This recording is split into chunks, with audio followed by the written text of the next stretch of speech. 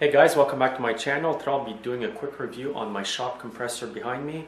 It's an Omega model PP6060V and it's a 60-gallon compressor. It's a Canadian company and it's 12.5 CFM at 90 PSI. And here's the model number and the specs. Although it says 3 horsepower over here, I believe it's actually 6 horsepower at peak. I'll just show you some specs I printed out. There's the model 6060V. It's 6 horsepower peak running at 90 psi. Here it's 3, 12.5.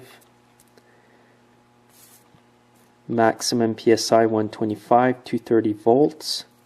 It's hooked directly in the electrical panel. 60-gallon tank. It's a V2. There's 2 cylinders on this compressor.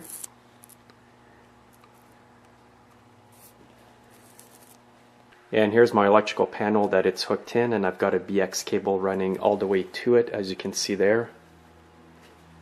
For it to be up to code, you do have to have the BX cable or some type of covered electrical cable. And here's my on and off switch for it. This is handy. You can turn the power off when you're not in the shop. And there's 2 fuses in here. So they're 20 amp. I did have some 15 amps in there and they blew, so I went up to 20. And so far they're good. And here's the air filter system for it. There's one on each cylinder. I find this is a really good filter. It's very hard for the dust to get in there and cause damage. So in the shop sometimes you do have dust. If you're in a woodworking shop too, you're going to have a lot of dust. And I'll show you what it looks like inside the air filter cartridge. It's an actual cardboard filter that you pull out like this. The filter actually sucks in the air through these holes.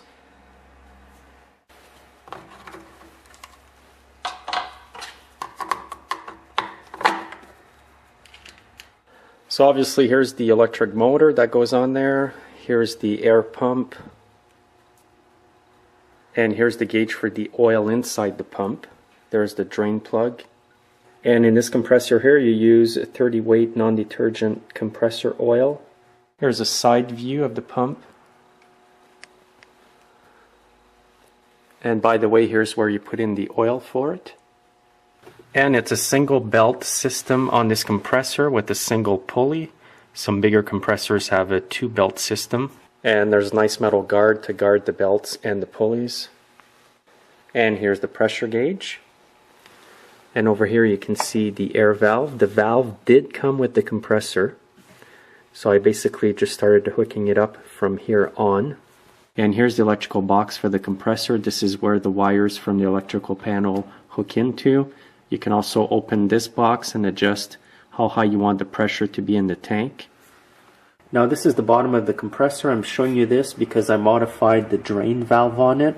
I put a ball valve like this. And this is to drain the water that builds up inside the tank. When I got the compressor, it had a small valve over here that you had to go underneath to unscrew to take the air out and the water that built up in it. It was a bit inconvenient. I didn't like it, so I modified it to this system. So I highly recommend to do this if you have a compressor.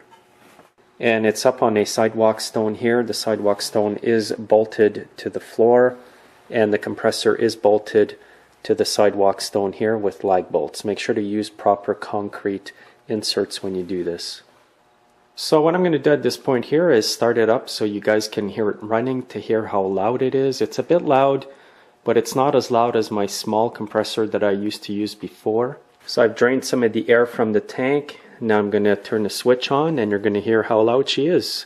I'm going to stand in different parts of the shop so you can get an idea of how loud it is. So there we go.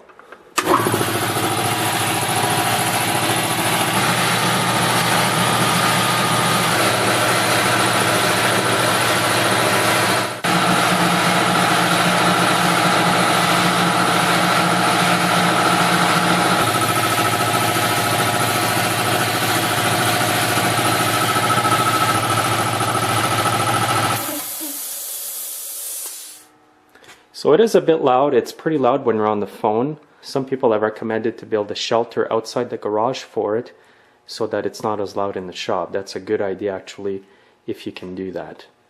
But overall, I'm really happy with it. I got it this summer actually. If you're going to run a small engine shop, I do highly recommend that you get a decent air compressor. When you can use a lot of air tools, it does make your job a lot easier. So my final take on this compressor is I do recommend it for your small engine shop. It does what I need it to do, and I'm sure you'll be happy with it too. It's 60 gallons. If you want a bigger air supply, then you may want to go to the 80 gallon, but it is significantly more expensive. So thanks for watching, guys. Make sure to subscribe. Go check out my channel for small engine repair videos. See you next time.